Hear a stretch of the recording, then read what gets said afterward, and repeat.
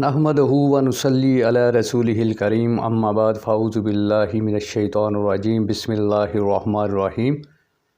ہر قسم کی تعریف اللہ وحدہ لا شریک کے لیے، درود و سلام محمد رسول اللہ صلی اللہ علیہ وآلہ وسلم کی ذات اقدس کے لیے۔ اسلام میں امیر کا ہونا اور اس کی بیعت بہت لازم ہے بلکہ فرض ہے۔ فرمایا پیغمبر علیہ الصلوۃ والسلام نے کہ جس نے امیر کی عطائز سے اپنے آپ کو باہر کیا، اس نے اسلام کی رسی کو اپنی گردن سے اتار دیا۔ تو بات کو لے کر آگے چلتے ہیں۔ واقعہ جمل جو ہے اس کو بیان کرنے کے لیے، اس کے راز کھولنے کے لیے اور تاریخ کی جو سیاہ کاریاں ہیں، جو فتنہ ہے، اس کو اجاگر کرنے کے لیے، لوگوں تک وہ بات پہنچانے کے لیے کہ تاریخ نے ہمارے اندر کیا کیا فتنے برپا کیے ہیں، ان کو سامنے رکھنے کے لیے۔ تو وہی کتابیں ہیں تاریخ کی جو گند اچھالتی ہیں، جو کیچڑ اچھالتی ہیں صحابہ رضوان اللہ علیہم اجمعین پہ۔ تو جہاں سے میں باب کو شروع کرنے چلا ہوں، اب دیکھیے گا کہ بات جو ہے کس طرح سے شروع ہوتی ہے اور کس طرح راوی جو ہے وہ ہر آئے دن ہر نئے ورق پر، ہر نئے صفحے پر کس طرح وہ رنگ بدلتا ہے۔ تو واقعہ جمل کو شروع کرنے سے پہلے یہ بہت بتانا ضروری تھا کہ یہ جتنے بھی راوی ہیں یہ سارے کے سارے پہلے تو جھوٹے ہیں۔ سیف بن عمر ہے، یہ بھی جھوٹا ہے۔ عمر واقدی ہے، یہ بھی جھوٹا ہے۔ ابو محنف ہے، یہ بھی جھوٹا ہے۔ تمام کے تمام محدثین نے ان کو جھوٹا کہا ہے، اور یہی اس واقعہ کو بیان کرنے والے ہیں۔ تو ان کی رنگ بازیاں جو ہیں وہ میں آپ کے سامنے رکھنا چاہتا ہوں، تاکہ لوگوں کے ذہنوں کے اندر جو اشکالات پیدا کیے گئے ہیں، جو شکوک و شبہات پیدا کیے گئے ہیں، وہ ختم ہوں۔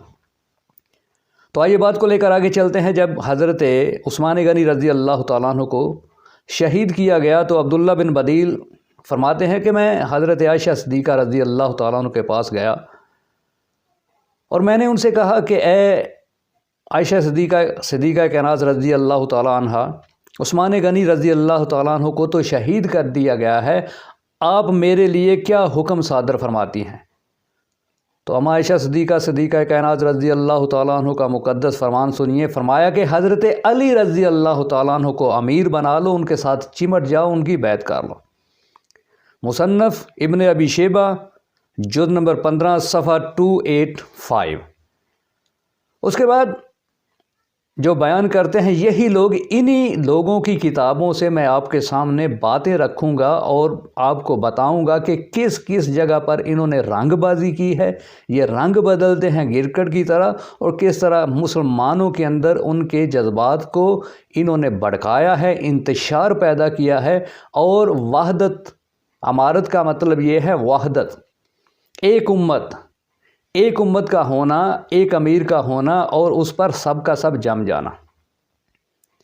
یہ وہ امارت نہیں ہے جو آج کل ہمارے ہاں چلتی ہے، خود ہی جماعت بنائی، خود ہی امیر بن گئے اور خود ہی کہا کہ میری بیعت کرو، میں تمہارا امیر ہوں۔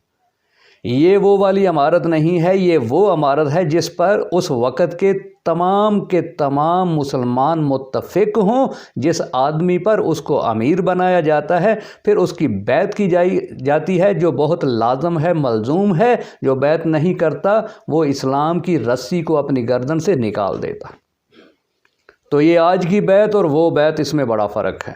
وہ اسلام کی بیعت ہے، یہ پیری مریدی والی بیعت ہے۔ یہ اس بیعت کا اسلام میں کوئی تصور نہیں۔ اصل بیعت وہ ہے جو صحابہ رضوان اللہ علیہم اجمعین کیا کرتے تھے۔ ہمیں کیا پتہ امیر کیا ہوتا ہے، ہم کیا جانیں بیعت کیا ہوتی ہے؟ تو وہ جانتے تھے امیر کیا ہوتا ہے، وہ جانتے تھے بیعت کیا ہوتی ہے، اور وہ پیغمبر علیہ الصلوۃ والسلام کے فرمودات کو سامنے رکھ کر اپنی زندگی کے فیصلے کیا کرتے تھے۔ آج کی طرح کا معاملہ نہیں ہے کہ ایک جماعت کو چھوڑا، دوسری میں اس کو چھوڑا، تیسری میں اس کو چھوڑا، چوتھی میں اس کو چھوڑا، پانچویں میں۔ جماعت کو چھوڑنا بہت بڑا جرم ہے جو اسلام نے رکھا ہے، قانون بنایا ہے، اصول بنایا ہے، ضابطہ بنایا۔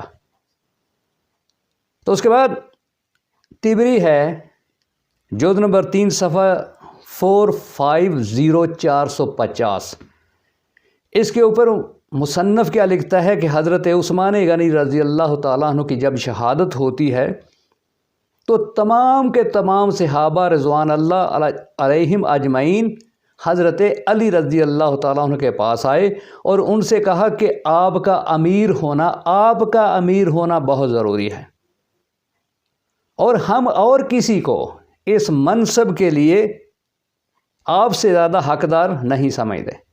حضرت علی رضی اللہ تعالیٰ عنہ نے آگے سے جواب دیا، ایسا نہ کرو، بلکہ میں وزیر بننا پسند کرتا ہوں۔ یہ ہے اسلام، یہ ہے دین۔ دین یہ کہتا ہے امارت اس کو دو، عہدہ اس کو دو جو ناپسند کرے عہدہ لینے کو۔ اور آج کے جو لوگ ہیں وہ عہدے کے لیے بہت کچھ کرتے ہیں، یہ امارت وہ امارت نہیں ہے۔ حضرت علی رضی اللہ تعالیٰ عنہ دین کو جانتے تھے، انہوں نے یہ عہدہ قبول کرنے سے معذرت کی۔ تو تمام کے تمام صحابہ رضوان اللہ علیہم اجمعین نے کہا، ہم ایسا نہیں ہونے دیں گے، ہم تو آپ ہی کی بیعت کریں گے، آپ کے علاوہ اور کوئی حقدار ہے ہی نہیں۔ حضرت علی رضی اللہ تعالیٰ نے فرمایا کہ اچھا پھر ٹھیک ہے، اگر ایسی بات ہے آپ سارے متفق ہو تو مسجد میں چلتے ہیں، مسجد میں جا کر جو ہے وہ آپ میری بیعت کریں، تاکہ یہ بیعت مسلمین پر خفیہ نہ ہو۔ تو وہاں پر حضرت ابن عباس رضی اللہ تعالیٰ عنہ موجود تھے، انہوں نے کہا کہ مسجد میں کہیں کوئی گڑبڑ نہ ہو جائے۔ یہ دیکھیں پھر اپنا وہ مسکا لگا رہا ہے، راوی جو ہے یہ مسکا لگا رہا ہے پھر سے۔